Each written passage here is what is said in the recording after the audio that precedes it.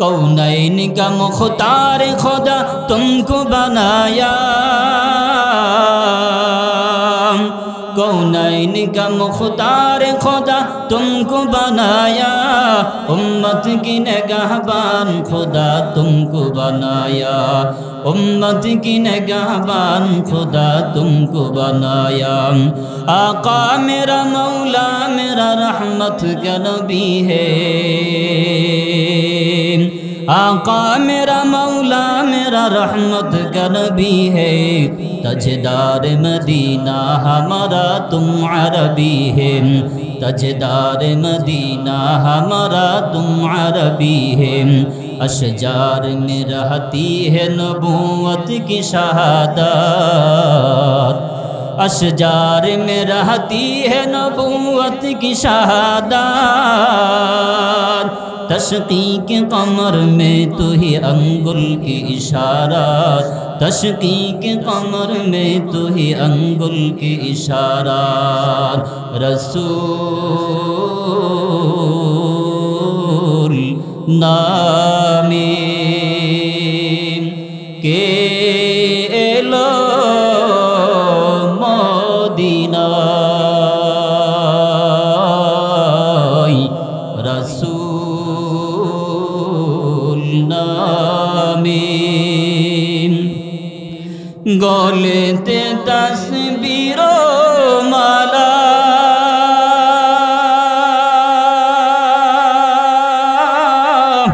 के चले ओई कामलीवाला रे, गलेते तस्बीरो माला,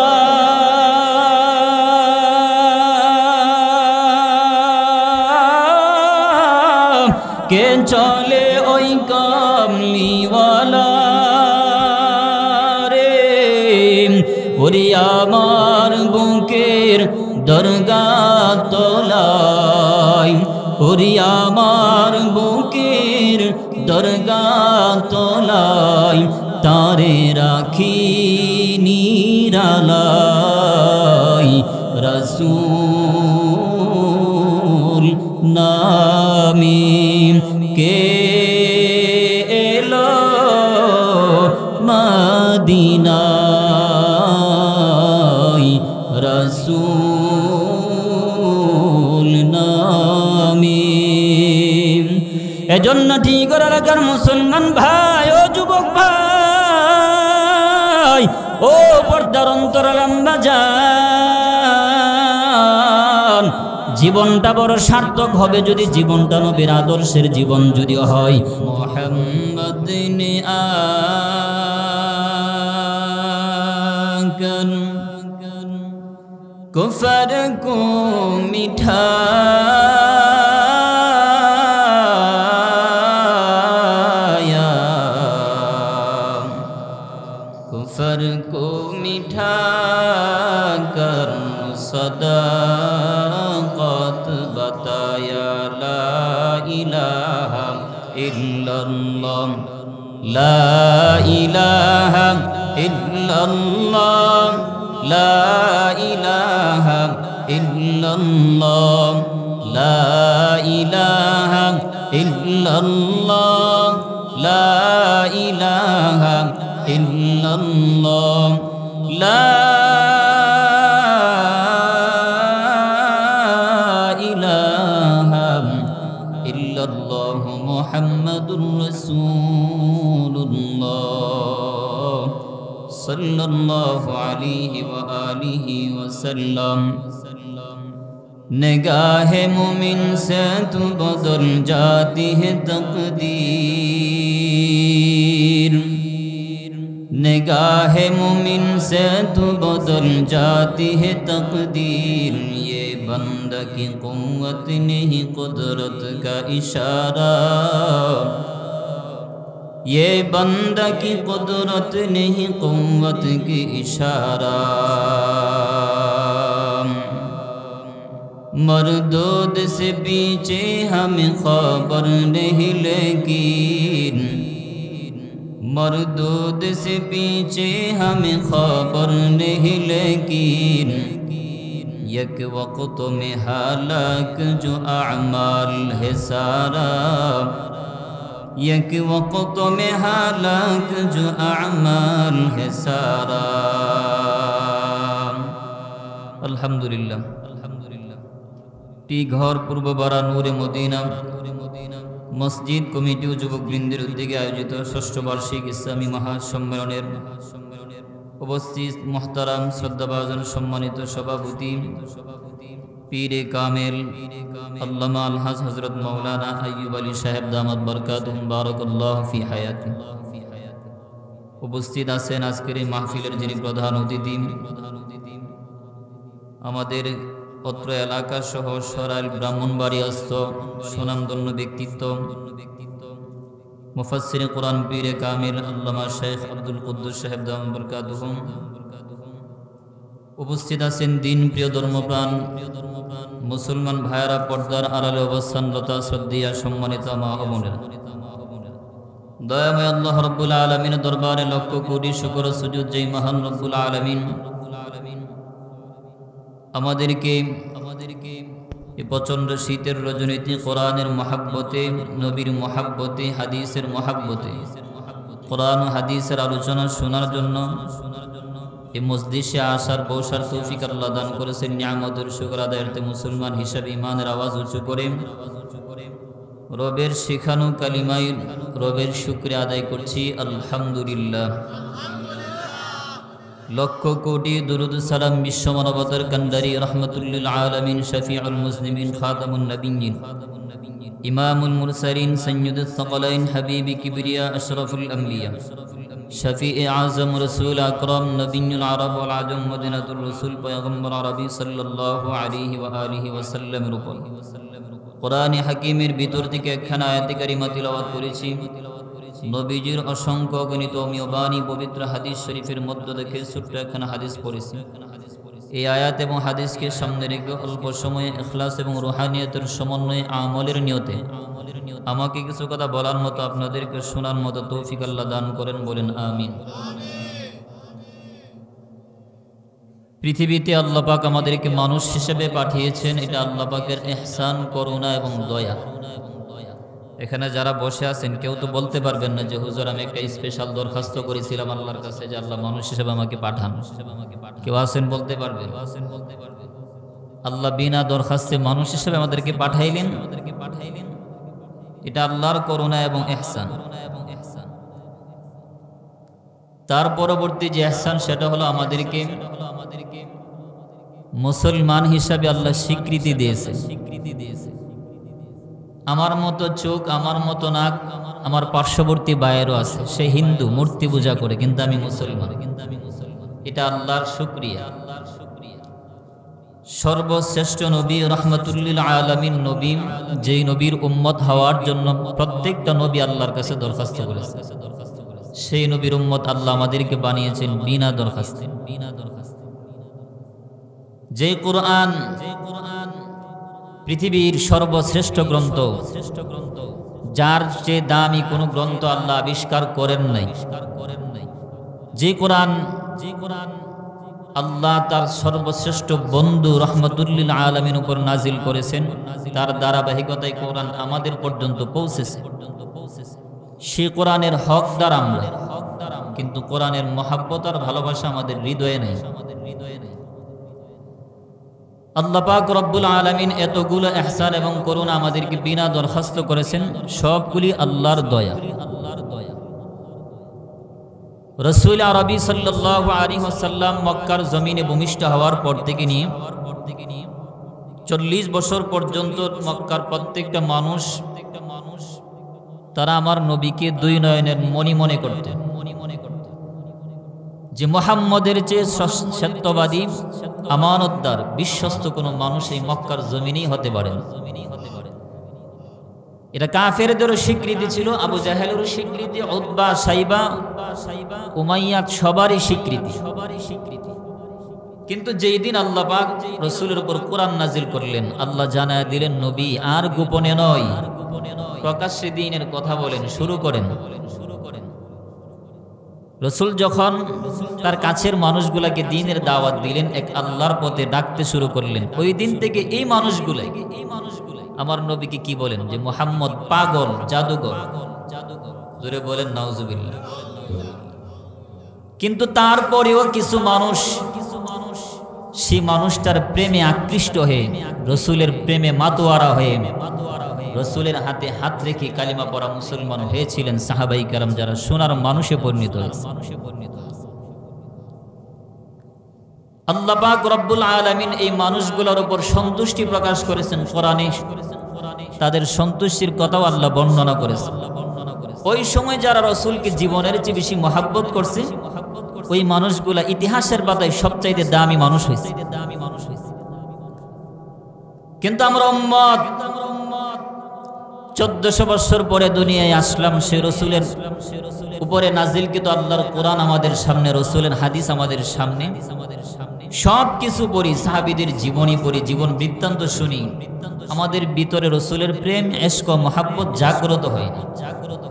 এটা নিয়ে চিন্তা ফিকির আমাদের করার সময় হয় না। মুসলমান ইমানদার আল্লাহর গোলাম পয়গম্বর আরবি সাল্লাল্লাহু আলাইহি ওয়া আলিহি ওয়াসাল্লাম, আমার নবী, আপনার নবী, রাহমাতুল লিল আলামিন নবী, যেই নবীর জন্য আল্লাহ স্বয়ং পাগল। ইব্রাহিম পয়গম্বর ছিলেন খলিলুল্লাহ, আমার আপনার নবী হলেন হাবিবুল্লাহ। খলিলুল্লাহ এমন বন্ধুকে বলা হয়। ইব্রাহিম পয়গম্বর আল্লাহর জন্য পাগল ছিলেন, আর আমার নবী হলেন হাবিবুল্লাহ। হাবিবুল্লাহ এমন বন্ধু, যে বন্ধুর জন্য স্বয়ং আল্লাহ পাগল ছিলেন। জোরে জোরে কোন সুবহানাল্লাহ। আমার নবীর জন্য স্বয়ং আল্লাহ পাগল।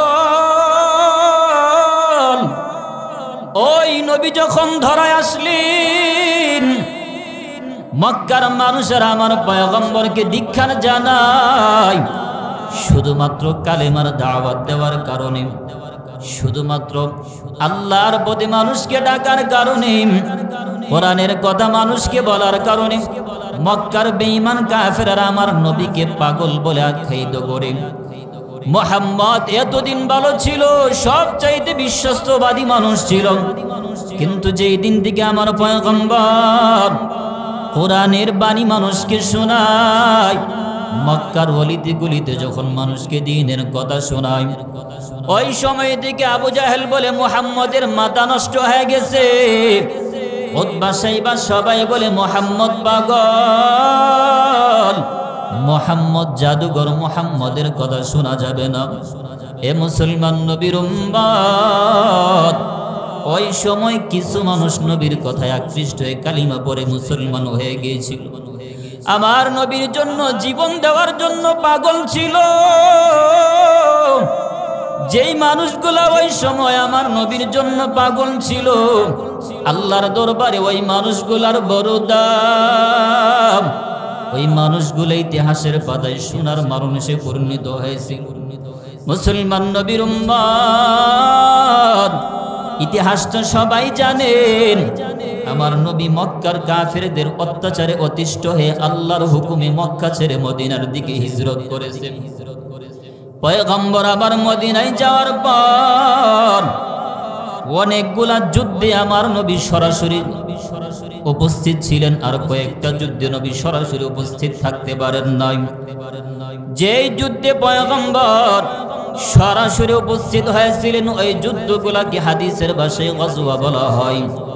আর যেই যুদ্ধগুলাকে পয়গম্বর সরাসরি উপস্থিত হতে পারেন নাই, বাহিনী প্রেরণ করেছেন, ওই যুদ্ধগুলাকে হাদিসের ভাষায় সারিয়া বলা হয়। আমার পয়গম্বর রাহমাতুল লিল আলামিন নবী, যে নবীর জন্য আসমান পাগল, জমিন পাগল, সমুদ্রের মাছ পাগল, গাছ পাগল, সবকিছু নবীর জন্য পাগল। সাহাবাই কেরাম আমার নবীর জন্য পাগল ছিলেন। কেমন পাগল ছিলেন ছোট্ট একটু দৃষ্টান্ত শোনাই। মুতা নামক এক যুদ্ধ, ওই যুদ্ধ শুরু হওয়ার আগে পয়গম্বর মসজিদে নববীতে বসে তিনজন সাহাবীকে যুদ্ধ পরিচালনা করার জন্য সেনাপতির দায়িত্ব দিলেন। প্রথম নাম্বার সেনাপতি ছিলেন পয়গম্বরের সাহাবী যায়েদ ইবনে হারেসা রাদিয়াল্লাহু আনহু। দ্বিতীয় নাম্বার সেনাপতি পয়গম্বর বলেন, যায়েদ ইবনে হারেসা যদি শহীদ হয়ে যায়, পরবর্তীতে সেনাপতির দায়িত্ব পালন করবে আমার চাচাতো ভাই জাফর বিন আবু তালেব। জাফর বিন আবু তালেব যদি মুতার প্রান্তরে শহীদ হয়ে যায়, তাহলে সেনাপতির দায়িত্ব বনবে আব্দুল্লাহ ইবনে রাওয়াহা। এই তিনজন সাহাবী যদি মুতার প্রান্তরে শহীদ হয়ে যায়, এরি আমার সাহাবায়ে কেরাম, তোমরা তোমাদের মধ্যে যাকে ভালো মনে করে তাকে খলিফা বানায়া, তাকে সেনাপতি বানায়া যুদ্ধের কাজ তোমরা চালায়া যাইবা। এ যুবক ভাই, ভালোভাবে খেয়াল করে শোনেন ঈমান দীপ্ত কাহিনী। যে ঘটনাগুলি শুনলে মুমিনের ঈমান তাজা হয়, যে ঘটনাগুলি শুনলে মুমিনের চোখ দিয়ে অশ্রু ঝরে, যে কাহিনীগুলি শুনলে হাদিসের ভাষায় মুসলমানের ঈমান বড় তাজা হয়। চিন্তা করবেন বাবা, চেষ্টা করবেন চোখ দিয়ে একটু পানি বের করা যায় কিনা। আমার পয়গম্বর তিনজন সেনাপতির নাম উল্লেখ করার পর ওই তিনজন সেনাপতি যুদ্ধে যাওয়ার জন্য প্রস্তুতি নিলেন।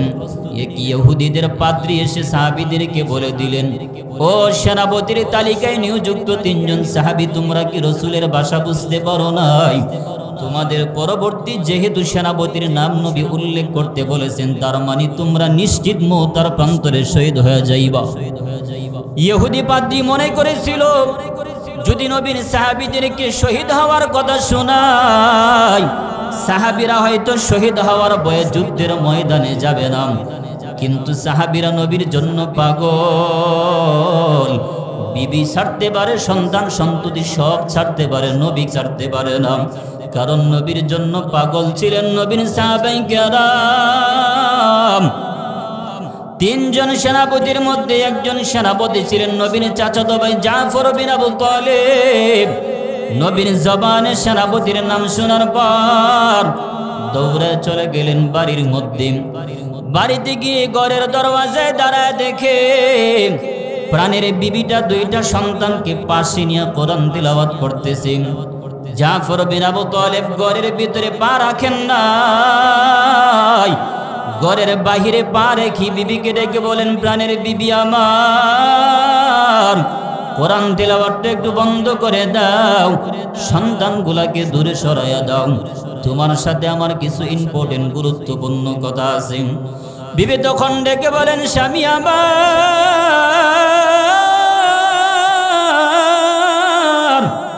গুরুত্বপূর্ণ কথা বলবেন, বাহিরে দাঁড়ায় আছেন কেন? ঘরের ভিতরে তো আপনি আসতে পারেন, বাহিরে দাঁড়ায় গুরুত্বপূর্ণ কথা বলতে হবে, এটা আবার কেমন কথা? জাফর বিন আবু তালেব ডেকে বলেন, বিবি তুমি বুঝবা না, আজকের এই কথাটা আমি ঘরের ভিতরে গিয়ে তোমাকে বলতে পারবো না, ঘরের বাহিরে দাঁড়াই বলতে হবে।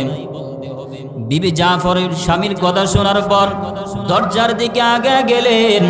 জাফর বিন আবু তালেব ঘরের বাহির থেকে ডেকে বলেন, বিবি আমার, জানো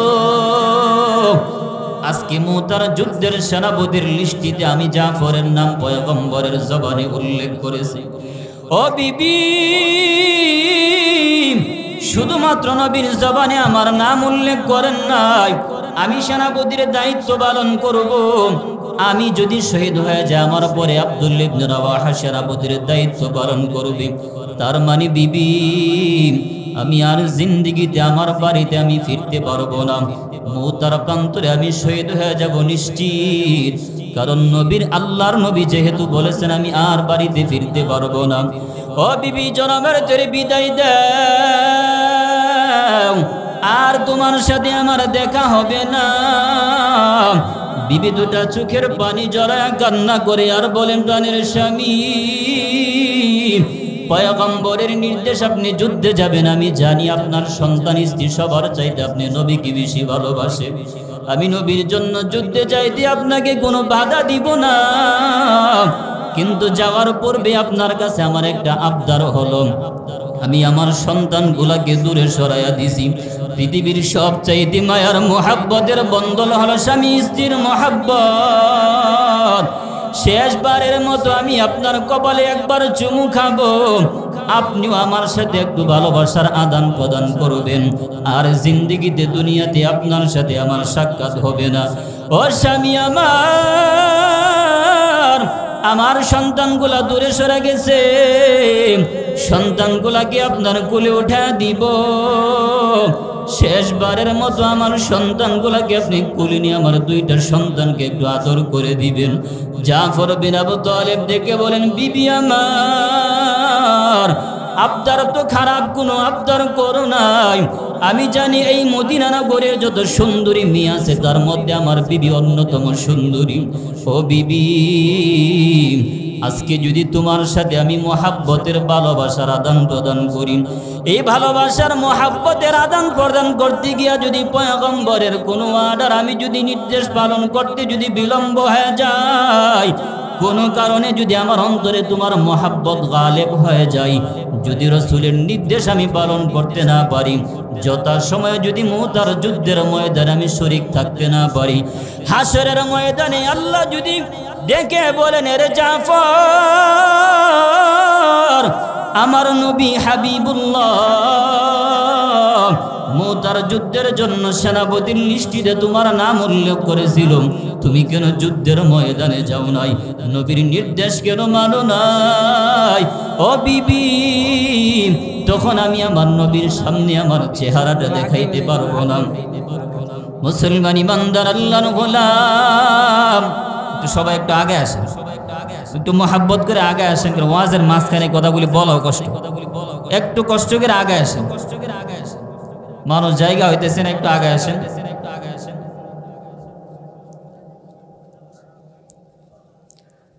জায়গা খুব অল্প জায়গা, একটু কষ্ট করে একটু আগে আসেন। মুসলমান নবীর উম্মত জাফর বিন আবু তালেব ডেকে বলেন, বিবি, আমি যদি আমার সন্তানগুলাকে আমার কোলে উঠাই, আমার সন্তানগুলা তোমার যেমন আদরের সন্তান, আমারও তেমন আদরের সন্তান। ও বিবি, যদি কোনো কারণে সন্তানের প্রতি আমার দুর্বলতা প্রকাশ পায়, আমি যদি নবীর নির্দেশ পালন করতে না পারি, যুদ্ধের ময়দানে যদি যাইতে না পারি, তাহলে হাসরের ময়দানে আমার নবীর সামনে আমি চেহারা দেখাইতে পারবো না। ও রহমাতুল লিল আলামিন নবীর উম্মত, ও টিগর এলাকার মুসলমান ভাই, ও বৃদ্ধ বাবা, ও পর্দার অন্তরাল আম্মা জান, ভালো করে খেয়াল করে ঘটনাটা শুনেন। স্ত্রী ও স্বামীকে কোনো বাধা দেয় নাই। জাফর বিন আবু তালেব স্বামী স্ত্রীর মহাব্বত ছেড়ে দিয়া, সন্তান সন্ততির মহাব্বত ছেড়ে দিয়া যুদ্ধের ময়দানের দিকে রওনা দিলেন। মুতার যুদ্ধের প্রান্তরে রওনা দেই, এদিকে পয়গম্বর আমার মসজিদে নববীতে বসে বসে আল্লাহ তাআলা ভিডিও ফুটেজের মতো নবীর সামনে মুতার যুদ্ধের কাহিনীগুলো আল্লাহ তুলে ধরলেন। মুসলমান নবীর উম্মত, মুসলমান সাহাবায়ে কেরাম যখন বেঈমান কাফেরদের সাথে যুদ্ধ চালায়া যায়, প্রথম নম্বর সেনাপতি আব্দুল যায়েদ ইবনে হারেসা যুদ্ধ করতে করতে এক পর্যায়ে শহীদ হয়ে যায়। আমার পয়গম্বর মদিনায় অবস্থানরত সাহাবীদেরকে জানায় দেন, রে আমার সাহাবায়ে কেরাম, মুতার প্রান্তরে এই মাত্র যায়েদ ইবনে হারেসা শহীদ হয়ে গেছে। যায়েদ শহীদ হওয়ার পর সেনাপতির দায়িত্ব পালন করতেছে আমার চাচাতো ভাই জাফর বিন আবু তালেব। জাফর বিন আবু তালেব যখন যুদ্ধ চালায়া যাইতেছেন তরবারে হাতে নিয়া, ইসলামের ঝান্ডা হাতে নিয়া জাফর বিন আবু তালেব বীর বিক্রমের সাথে যুদ্ধ চালায়া যায়।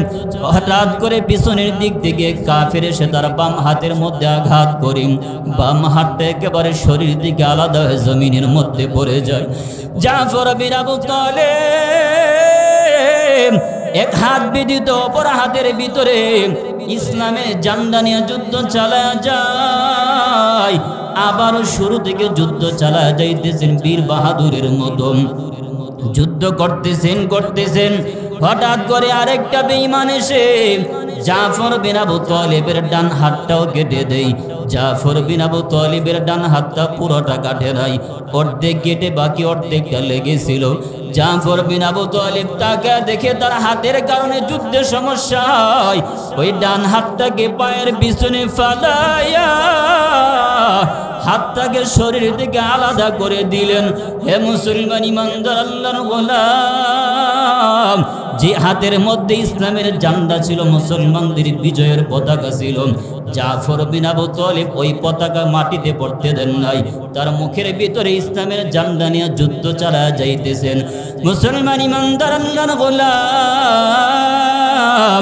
জাফর বিন আবু তালিব দুই হাত না থাকার পরেও ইমানি শক্তিতে, ইমানি জজবা নিয়া বেঈমান কাফেরদের মোকাবেলা করার জন্য সামনের দিকে অগ্রসর হয়ে যায়।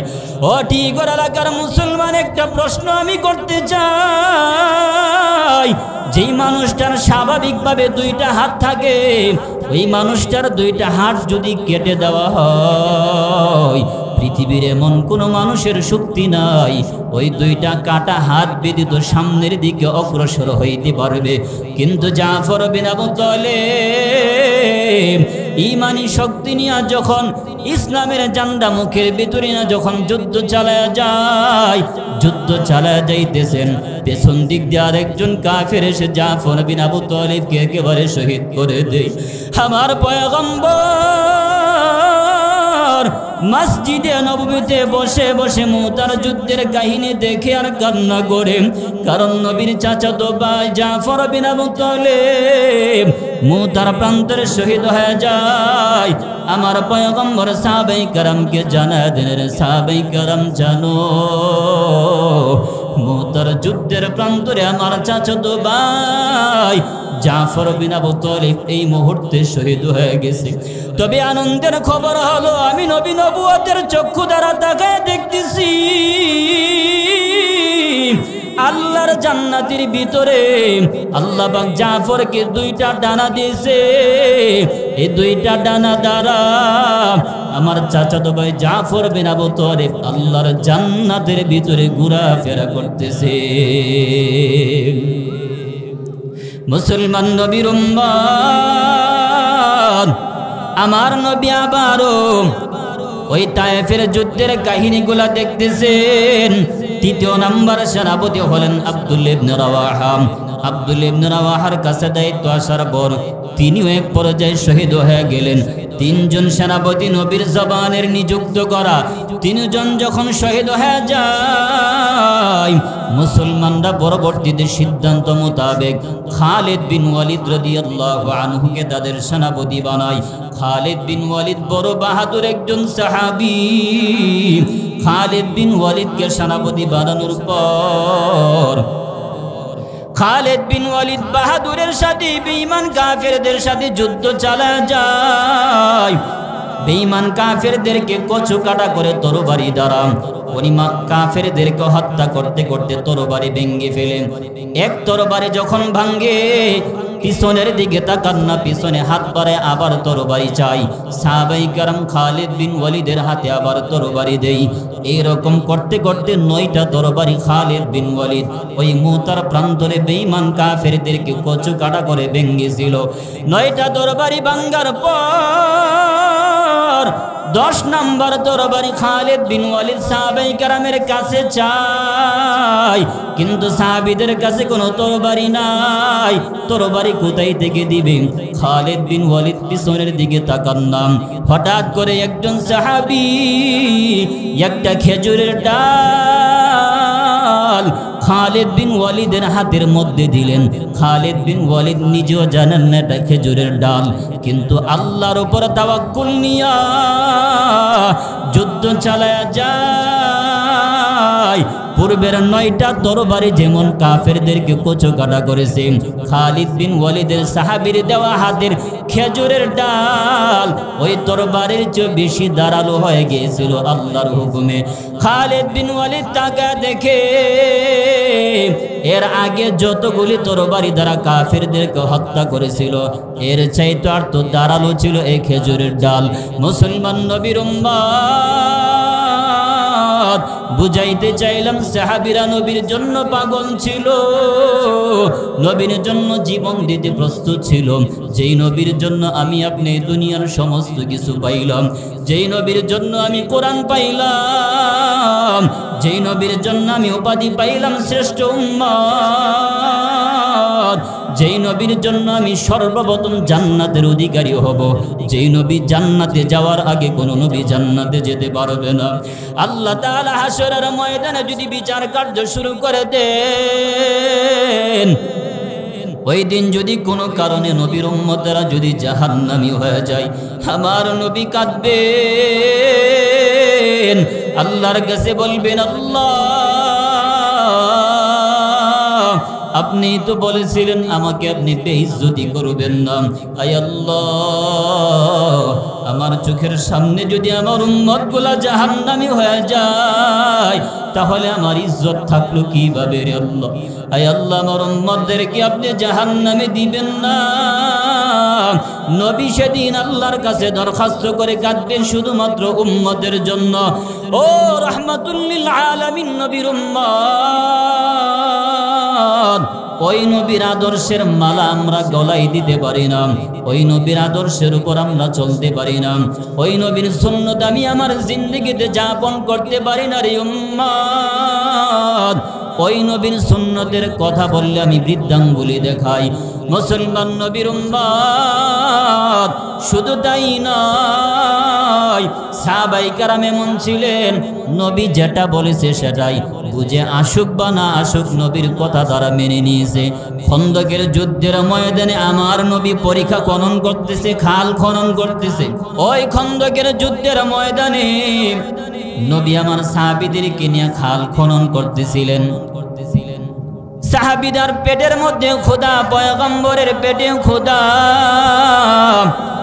সমস্ত সাহাবী খোদার তাড়নায় পেটের ভিতরে পাথর বেঁধে রেখেছে। সাহাবায়ে কেরাম তাকায় দেখেন সমস্ত সাহাবীদের পেটের ভিতরে একটা পাথর বাঁধা, কিন্তু আমার নবীর পেটের ভিতরে 2টা পাথর বাঁধা। সাহাবায়ে কেরাম কান্নার রোল। তদনন্তে তার মধ্যে একজন সাহাবী ছিলেন জাবের রাদিয়াল্লাহু আনহু। নবীর পেটের পাথর দেখার পর দৌড়ে বাড়িতে চলে যায়, গিয়া বিবির ডাক দিয়ে বলেন, বিবি আমার আর সহ্য হইতেছে না রে বিবি, দুনিয়া ধ্বংস হয়ে গেল, আমার কোনো দুঃখ থাকবে না, কিন্তু আমার নবীর ক্ষুধার্ত পেট দেখলে আমার সহ্য হবে না। ও বিবি, ঘরে কি আছে একটু বলো না, আমি আমার নবীকে একবেলা মেহমানদারি করতে চাই। বিবিও তেমন আল্লাহওয়ালা ছিলেন, বিবিও দিনদার ছিলেন। বিবি ডেকে বলেন, স্বামী আমার, ঘরে ছোট্ট একটা বকরির বাচ্চা আছে, অল্প কিছু আটা আছে, আপনি যদি আপনার নবীকে দাওয়াত করেন তাহলে আমরা নবীকে একটু মেহমানদারি করতে পারবো। জাবের রাদিয়াল্লাহু আনহু খন্দকের যুদ্ধের ময়দানে ওই পরীক্ষা খননের স্থানে আমার পয়গম্বরকে কানে কানে গিয়ে বলেন, পয়গম্বর, আগামীকাল শুধুমাত্র আপনি একা আমার বাড়িতে যাবেন, আপনার জন্য আমার বিবি একটু মেহমানদারির ব্যবস্থা করেছে। পয়গম্বর জাবেরের দাওয়াত রাখলেন। জাবেরের দাওয়াত মঞ্জুর করার পর জাবেরের সামনে আমার নবী এলান দিয়ে দেন, এরে আমার সাহাবায়ে কেরাম, আগামীকাল তোমাদের সবার দাওয়াত জাবের সাহেবের বাড়িতে, তোমরা সবাই যাবা, আমি নবী নিজেও যাব। জাবের কিন্তু দাওয়াত করলেন শুধুমাত্র নবীকে, কিন্তু আমার নবী সমস্ত সাহাবীদেরকে দাওয়াত করে দিলেন। হে মুসলমান ইমানদার আল্লাহর গোলাম, হযরত জাবের আমার নবীকে পাল্টা কোনো প্রশ্ন করেন নাই। জিজ্ঞেস করেন নাই পয়গম্বর আমি তো দাওয়াত দিয়েছিলাম আপনাকে একা, কিন্তু আপনি কেন সমস্ত সাহাবীদেরকে দাওয়াত করলেন? আমার ঘরে তো কোনো খাবারের ব্যবস্থা নাই, আমি সাহাবীদেরকে কিভাবে মেহমানদারি করব? এই প্রশ্ন জাবের করেন নাই। জাবের বাড়িতে চলে আসছেন বিবির সাথে পরামর্শ করার জন্য। বিবিরে ডেকে বলেন, বিবি আমার, আমি তো আমার নবীকে দাওয়াত করেছি ঠিক, কিন্তু নবী একাকে নবী শুধুমাত্র নবীকে একা দাওয়াত করেছি, কিন্তু আমার নবী দাওয়াত গ্রহণ করার পর খন্দকের যুদ্ধে যারা শরীক হয়েছে সমস্ত সাহাবীদেরকে নবী দাওয়াত করে বসলেন। এখন আমি নবীকে মেহমানদারি করব কিভাবে? বিবিও সুন্দর জবাব দেন, স্বামী চিন্তিত হওয়ার কোনো কারণ নাই, আমরা উম্মত হিসাবে দাওয়াত করেছি নবীকে একা, আর আমার নবী দাওয়াত করেছেন নবীর পক্ষ থেকে সাহাবায়ে কেরামকে। নবীকে খাওয়ানোর দায়িত্ব আমাদের, আর সাহাবীদেরকে খাওয়ানোর দায়িত্ব আমার পয়গম্বরের। আশা করি আমার পয়গম্বর আমার নবীকে আল্লাহ বেইজ্জতি করবেন না। হযরত জাবের রাদিয়াল্লাহু আনহু বিবির কথা শোনার পর মনটা বড় আনন্দে মাতোয়ারা। পয়গম্বর পরের দিন দুপুর বেলায় জাবেরের বাড়িতে 1000 সাহাবী নিয়ে উপস্থিত হয়ে গেলেন। হযরত জাবের একটা বকরির বাচ্চার কিছু আটার রুটি বানাইলেন। পয়গম্বর আমার জাবের রাদিয়াল্লাহু আনহুকে ডেকে বলে, রে জাবের, তোমার তরকারির পাত্রটা আমার সামনে নিয়ে আসো, রুটির পাত্রটা আমার সামনে নিয়ে আসো। পাত্রের ঢাকনা খুলবা না, আমি পয়গম্বর পাত্রের ভিতরে একটু থুথু লাগা দেই, তুমি পাকনা ঢাকনা না সরায়া সমস্ত সাহাবীদেরকে খাওয়াইতে থাকো। হযরত জাবের রাসূলের এই থুথু পাত্রে দেওয়ার পর আস্তে আস্তে ডান পাশ দিয়ে সমস্ত সাহাবীদেরকে খাওয়ানো শুরু করে দিলেন। হযরত জাবের খাওয়াইতে খাওয়াইতে সমস্ত সাহাবীদের খানা শেষ। চিন্তা করলেন, এত সমস্ত সাহাবীদেরকে খাওয়াইলাম, যিনি আজকে আমার এই দাওয়াতের মধ্যমণি, যার উসিলা আমি আজকের ইন্তজাম করেছি, যদি আমার পয়গম্বর আমার বাড়ি থেকে না খেয়ে বিদায় হয়ে যায়, তাহলে আল্লাহর আদালতের দ্বারা আমি কোনো জবাব দিতে পারবো না। এই সন্দেহ নিয়ে হযরত জাবের পাত্রের ঢাকনাটা সরাইয়া দিলেন। আমার পয়গম্বর জাবের রাদিয়াল্লাহু আনহুকে ডেকে বলেন, আরে জাবের, ঢাকনা কেন সরাইলা? আমি নবী তোমার কথা শুনি নাই, তুমি আমাকে একা দাওয়াত করেছিলা, কিন্তু আমি নবী 1000 সাহাবীদেরকে দাওয়াত করে বসেছি। এ জাবের, তুমি আমার খাঁটি উম্মত, আমাকে দ্বিতীয়বার প্রশ্ন করো নাই। পয়গম্বর, আপনাকে একা দাওয়াত করেছিলাম, কিন্তু আপনি সমস্ত সাহাবীদেরকে কেন দাওয়াত করলেন? হে জাবের, আমি নবী তোমার কথা শুনতে পারি নাই, তোমার কথা আমি রাখতে পারি নাই, কারণ আমি হলাম রাহমাতুল লিল আলামিন। আমার সমস্ত সাহাবী না খেয়ে থাকবে, আমি নবী একা একা পেট ভরে খাবো, এটা আমি নবীর শান হতে পারে না। হে জাবের, আল্লাহ পাক তোমার এই মেহমানদারির ভিতরে এত বরকত দান করেছে, যদি মদিনার সমস্ত মানুষ আজকের দাওয়াত গ্রহণ করত, আল্লাহ পাক তোমার খানার মধ্যে কোনো কমতি রাখত না। अशजार में रहती है नबूवत की शहादत, तशकीक कमर में तो ही अंगुल की इशारत, तशकीक कमर में तो ही अंगुल की इशारत। रसूल नामे के लो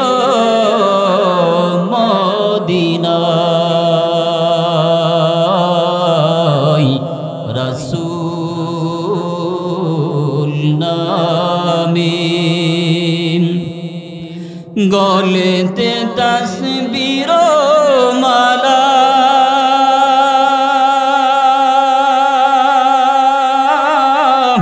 কে চলে ওই কামলিওয়ালা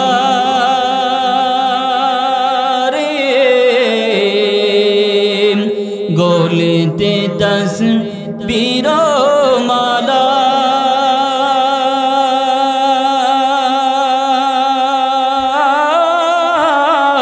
কে চলে ওই কামলিওয়ালা রে, ওরে আমার বুকের দরগা তলায়, ওরে আমার বুকের দরগা তলায়, তারে রাখি নিরালাই, রাসূল নামে কে এলো মদিনায়, রাসূল নামে। এজন্য ঠিক রাখার মুসলমান ভাই, ও যুবক ভাই, ও পর্দার অন্তরাল আম্মা জান, জীবনটা বড় সার্থক হবে যদি জীবনটা নবীর আদর্শের জীবন যদি হয়, জীবনটা সুন্দর হবে যদি ওই জীবনে রাসূলের সুন্নতের অনুসরণ হয়, জীবনটা বড় সুন্দর হবে যদি ওই জীবনে নবীর মুহাব্বত থাকে, যদি ওই জীবনে নবীর ভালোবাসা থাকে, তাহলে ওই জীবনের বড় মূল্য। ও পর্দার অন্তরের আম্মা জান, যুবক ভাই, ও বৃদ্ধ বাবা, হাজী সাহেব 10 বার মক্কায় মদিনা গেলেন, কিন্তু আপনার সামনে আপনার নবীর বেইজ্জতি হয়, আপনার সামনে আপনার নবীকে ব্যঙ্গ করা হয়, আপনার সামনে আপনার নবীর নবুয়তের চাদর নিয়ে টানাটানি করা হয়। যদি আপনার ভিতরে ব্যথা না লাগে, মনে করবেন আপনার ইমানের বাতি নিভে গেছে। যদি আপনার হৃদয়ে ব্যথা যদি না লাগে ভাই, বুঝতে হবে আপনার ইমানের বাতির ফিউজ হয়ে গেছে। যদি আপনার হৃদয়ে ব্যথা না লাগে, আপনার ইমানের বাতিতে আগুন নাই। হে মুসলমান ইমানদার আল্লাহর গোলাম, এজন্য নামাজি হাও, পর্দাওয়ালা হাও, পাশাপাশি নবীর মুহাব্বতটা হৃদয়ে জাগ্রত করো। নবীর মুহাব্বত ছাড়া কোনো উপায় নাই। নবী ছাড়া হাসরের ময়দানে একটা কদম সামনে দেওয়ার মতো উম্মতের কোনো উপায় থাকবে না। নবীর হাতে হাউজে কাউসারের পানি পান না করা পর্যন্ত উম্মতের দিল ঠান্ডা হবে না। আল্লাহ পাক স্পেশাল ভাবে শুধুমাত্র আমার নবীকে হাউজে কাউসার দান করেছেন। এই হাউজে কাউসারের পানি নবী অন্যান্য উম্মতদেরকে পান করাবেন না, শুধুমাত্র আমাদেরকে পান করাবেন। যদি আদর্শের উম্মত যদি হয়, সুন্নাতওয়ালা উম্মত যদি হয়, হৃদয়ে যদি রাসূলের প্রেম ভালোবাসা জাগ্রত করতে পারি, মুসলমান ইমানদার আল্লাহর গোলাম, পর্দার আড়ালের মা বোনেরা, একটু খেয়াল করে শুনেন গো মা, এই হায়াতের বেলা অল্প সময়ের একটা সময় এমন ছিল, আমরা সবাই ছোট ছিলাম, তখন কিছুই বুঝতাম না, বাবা যা বলতো তাই শুনতাম। বাবার কাঁধে চড়ে চড়ে বিভিন্ন জায়গায় যাইতাম, অনেক ওয়াজ মাহফিলে ওয়াজ শুনতে যাইতাম, কোনো সময় মেলায় ঘুরতে যাইতাম, কোনো সময় সভা অনুষ্ঠানে যাইতাম। বাবা আমাদেরকে কাঁধে চড়ায় আমাদেরকে বিভিন্ন জায়গায় নিয়ে যাইত। আস্তে আস্তে আমি যখন হাঁটা শিখলাম, যুবক হইলাম, যৌবনে পদার্পণ করলাম, বিবাহ শাদী করলাম, সন্তান সন্ততি সব হলো, আমার জীবনে আমার বিবি আসলো, আমার সন্তান সন্ততি সব আসলো। একটা সময় আসবে রে যুবক, যেই সময় আমার দাড়িগুলা পেকে যাবে, মাথার চুলগুলা পেকে যাবে, আমার আপন সন্তানগুলাকে আমাকে বৃদ্ধ বলে ডাকবে, আমার সন্তানের ছেলেগুলা আমাকে দাদু বলে ডাকবে, আমার সন্তান আমাকে আব্বা বলে ডাকবে। বৃদ্ধা হওয়ার কারণে আমি আমার পরিবারের কাছে অবহেলার শিকার হয়ে যাব। ও যুবক ভাই, এরকম বৃদ্ধে পদার্পণ সবাই করব। আল্লাহ যদি হায়াত দান করে, প্রত্যেকটা মানুষ আমরা বৃদ্ধ হব। ও পর্দার অন্তরের আম্মা জান, একটা চিন্তা করে দেখেন, আপনার বাবা, আপনার মা, আপনার বাবার বাড়িতে আপনাকে কত আদর যত্নে লালন পালন করেছে। বিবাহের উপযুক্ত হবার পর ভালো একটা পাত্রের সাথে আপনার বিবাহ বন্ধনে আবদ্ধ করাইয়া দিল।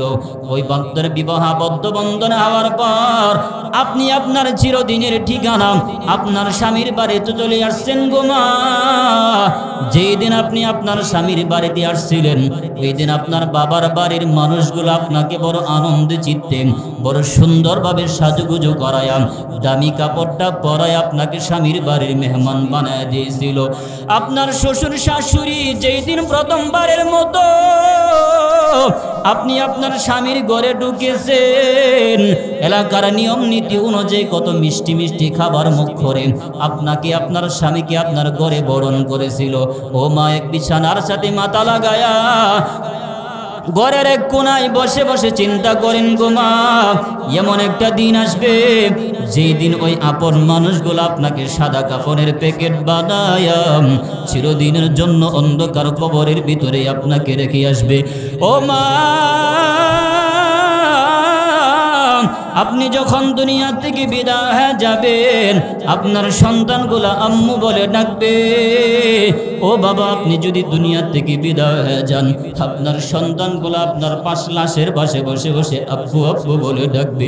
আম্মুকে জিজ্ঞাসা করবে, আম্মু আমার আব্বু কেন ওঠে না, আমার আব্বু কেন আমার ডাকের সাড়া দেয় না।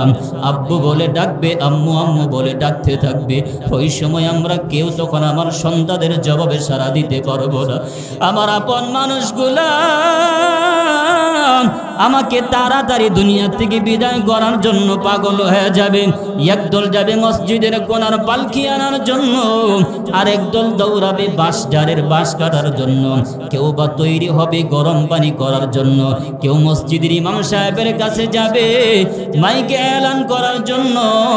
সবাই আমাকে তাড়াতাড়ি দুনিয়া থেকে বিদায় করার জন্য পাগল হয়ে যাবে। ভাই, সবাই যখন যার যার কাজ কমপ্লিট করে ফেলবে আমাকে একটা সাদা কাফনের প্যাকেট বানায়া ওই চারজনের খাটিয়ার মধ্যে আমাকে শোয়া দিবে।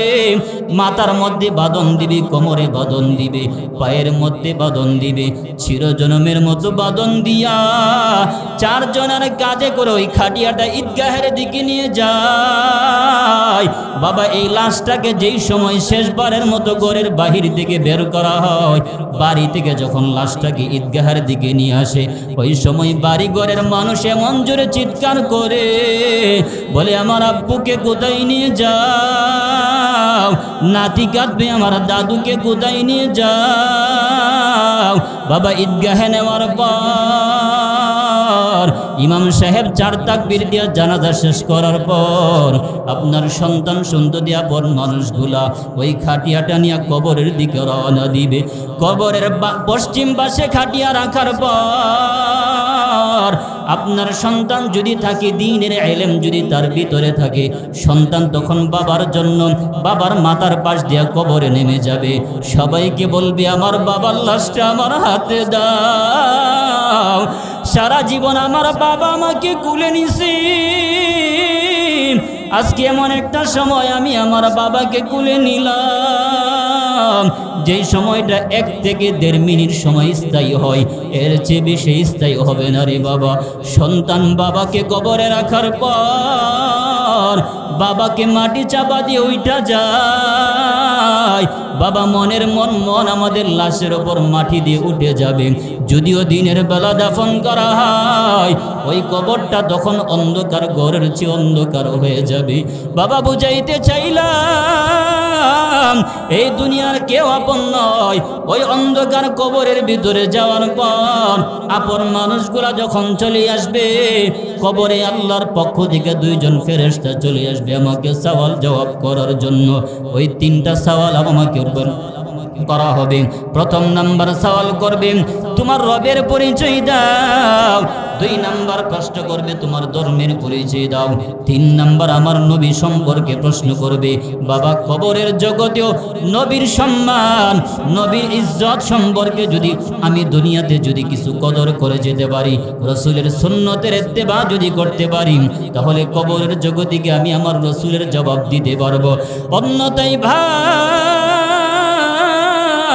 দুনিয়াতে যতই মুখস্থ করে যায় কবরের জগতে আমার প্রশ্নগুলো মুখস্থ আসবে না। যদি সুন্নতের ইত্তেবা আমি না করতে পারি, রাসূলের মুহাব্বত যদি দিলে ঢুকাইতে না পারি, রাসূলের আদর্শ যদি আমি আমার জিন্দেগিতে যাপন করতে না পারি, কবরের জগতে উপায় নাই। কবরের জগতে যদি শাস্তি শুরু হয়ে যায়, হাসরের ময়দানে আমার শাস্তি হবে। আল্লাহ তাআলা ওই দিন আমাকে জাহান্নামী বলে ঘোষণা দিবেন। এজন্য মুসলমান মুমিন ভাই, আমরা কে কে রাজি আছি মৃত্যু পর্যন্ত রাসূলের সুন্নতের উপর থাকার মতো চেষ্টা আমরা প্রত্যেকেই থাকবো? একটু হাত তুলে ওয়াদা করি। আয় আল্লাহ, এই মানুষগুলাকে কবুল করে নেন।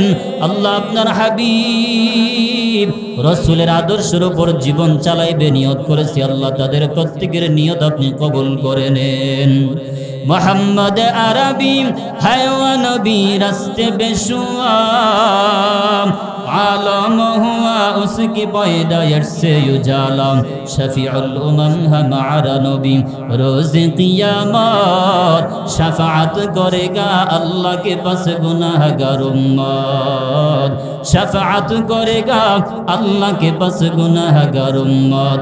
मोहम्मद को मोहब्बत करो भाई दिल में हमेशा, ताके शबे मुर्दे कमल उम्मत मुस्तफ़ा, ताके शबे मुर्दे कमल उम्मत मुस्तफ़ा। वाखिर दवाना अल्हम्दुलिल्लाहि रब्बिल